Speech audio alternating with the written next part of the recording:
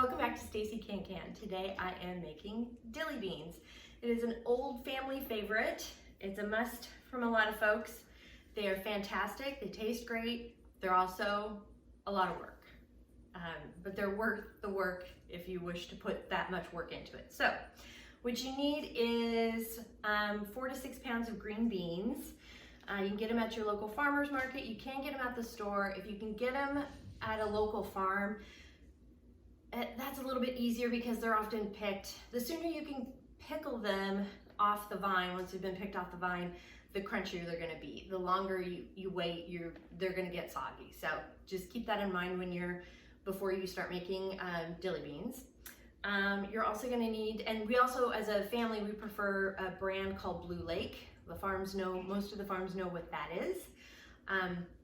If not, just give them a taste. You want a young shoot, sort of like this. You don't want them real lumpy and bumpy. Those have a tendency to taste real woody, and real wooden-like. So you want something that's sort of young like so, and has got a good crisp sound when it snaps. So you want a good snappy green beans. That's a good way to test it. The other thing you will need, you're gonna need some dill, and I've talked about this before, but this is what dill looks like, dill flower. You'll see it in the produce department at the grocery store. It's got the roots on it. You get your flavor when you're pickling from the actual dill flower, not from the dill, like little sprouts. I don't even know what these are called technically. Well, it's dill, but this is what you normally buy at the grocery store when you buy dill. The dill flower is what gives you all of its good flavor. So, and all the great dillness to it. If you don't have dill flower, you can just use the little sprigs that you buy at the store. And when you buy it whole like this, go ahead and stick it in a bucket of water. That's what I do until you're ready to go with it, and it keeps it fresher. You're gonna need some garlic. You can go ahead and peel a bunch of garlic, or you can buy it in bulk, which is what I like to do. I've sat and peeled cloves, flowers and flowers of garlic. It takes a lot of time and makes your fingers smell, but it's up to you on that part too. You're gonna need some grape leaves, which I'll show in a minute because I don't have them right in front of me, but just take some grape leaves and then you can tear them up and you put them in your jar. That's great for crispness, so keep that in mind. Some peppers. I like to use these Japanese chili pods. You can use cayenne that you sprinkle in it. You can use a variety of different types of peppers if you want, but these I've had really good results with. So you can Google the different types of peppers for it. It's you can use red pepper flakes if that works for you too, but this is a preferred method that I like. I put in 1 or 2 in each jar.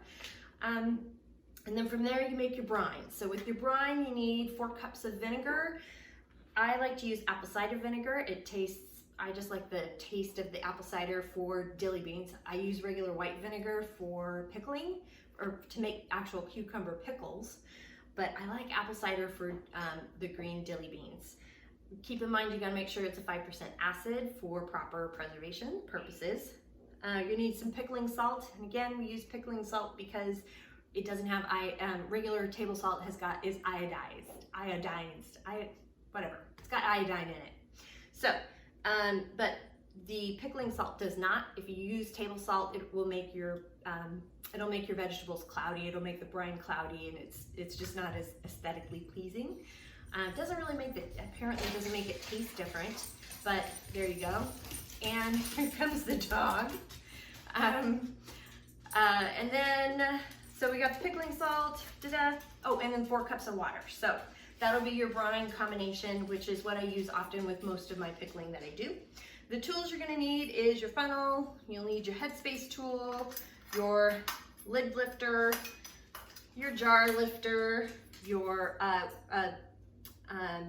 chopstick, because we will be bubbling, and also a ladle of some sort. So to scoop into your brine. Also your jars and your lids and your canner. So this will make probably around, I don't know, 4 to 8 pints of dilly beans, this particular recipe, so you can double it or do whatever to make more. So that is the recipe, and from here I will from this next part, I'll show you how to boil up the brine.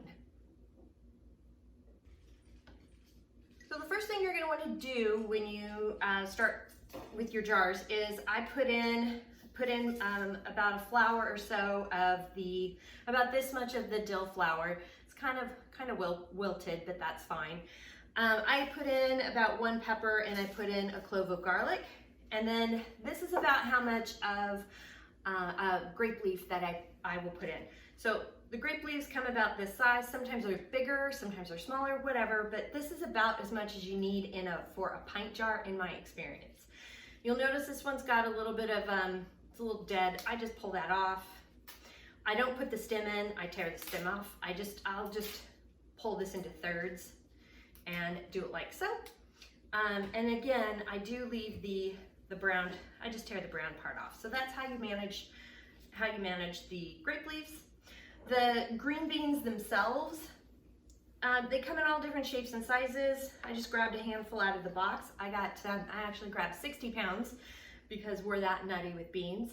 And so this is, you know, sometimes you'll have a shape like this. What I'll end up doing with these is I won't use it because they don't stand up straight in the jar. So I'll end up snapping those and just pressure can some green beans with these. But if you want to chop them up and make smaller pieces in the jar, you can.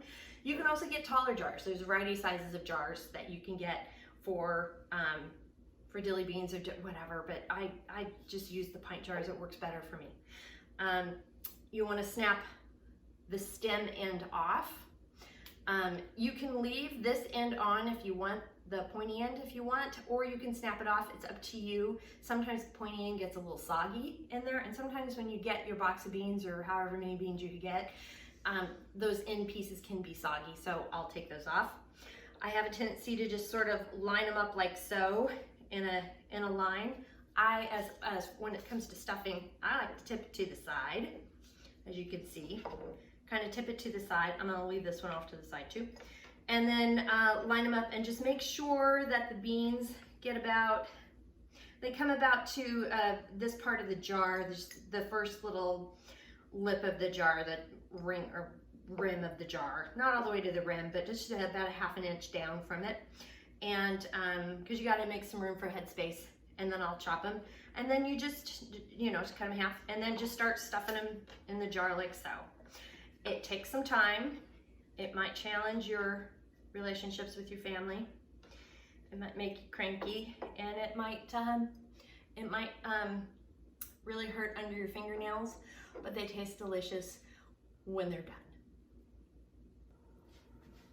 You'll notice that I've put, let's see, I think I have 8 jars, 8 pints in here. These are wide mouth pints, so I prefer a wide mouth jar when I'm doing beans because the regular mouth ones are really narrow, and then when you're stuffing the jars, they end up scraping your knuckles. So, and this is how many I can fit inside a canner is 8. If you're doing regular mouth jars, you can fit 9. At least I can in one of these granite canners. So I have these on the rack. I've got the water boiling and bringing it to a boil because we're now going to make the brine, and I want the jars warm, nice and good and warm, so when we are ready to pour the hot brine into the jar, we're not putting hot brine into a cold jar because you can compromise the jar and make it crack. So I'm gonna go ahead and cover that. So I've got my ½ cup of pickling salt here. Got 4 cups of vinegar here. And 4 cups of water. I'm gonna go ahead and bring that to a nice good rolling boil. And there's a good chance that I might double this because I'm not quite sure this will be enough to fill all 8 of those jars, but and I have a lot more jars I'm going to be doing after this, so I will probably go ahead and double this, but now we'll get it going and get it to a rolling boil. And once it comes to a rolling boil, then we will ladle the jars with the brine. All right, we got the brine is boiling here. I've gone ahead and turned it down to medium. And we're gonna go ahead and start filling the jars. So grab your jar lifter, and these have been in the canner here while the brine is boiling. Get your ladle. And we are filling it to a 1/2 inch headspace. Well, we're right up there. So I'm gonna go ahead and bubble real quick. Remember, we go around the jar like so. Take the chopstick, smear it around. Again, I have a hard time just scraping all around the edges because there's just too much gunk in here. You're gonna go ahead and measure the headspace tool, about a 1/2 inch.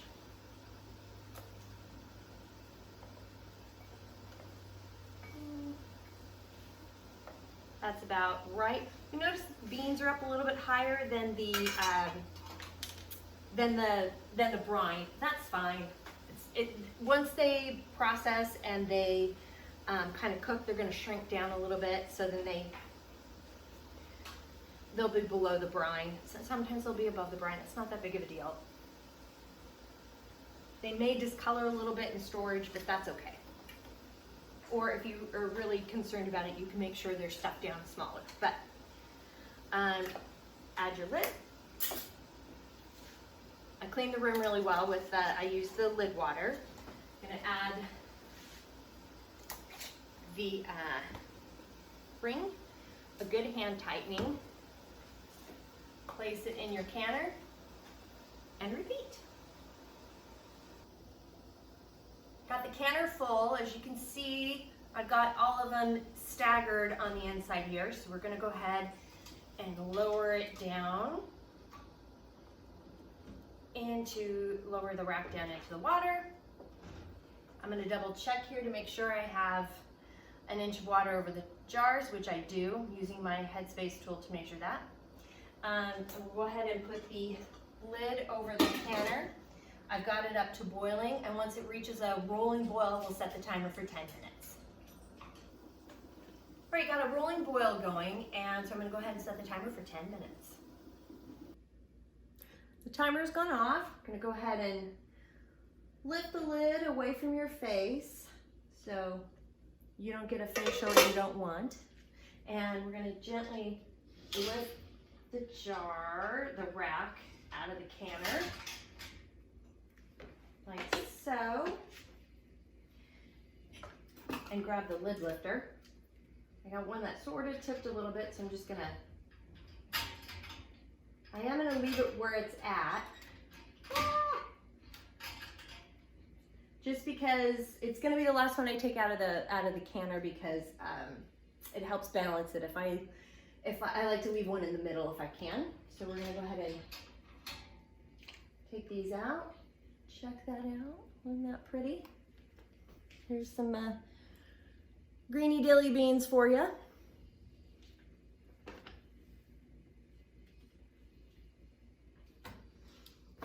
And that is Dilly Beans. So thank you for joining me today for our little dilly bean adventure. If you have any questions, comments, suggestions, by all means, reach out to me. I'm on Facebook at Stacey CAN CAN. Instagram, you can @ me at Stacey CAN CAN. Website is www.staceycancan.com. And my email is info@staceycancan.com. Check below for the show notes for a little more details, and please like and subscribe. And thank you for joining me today, and happy canning.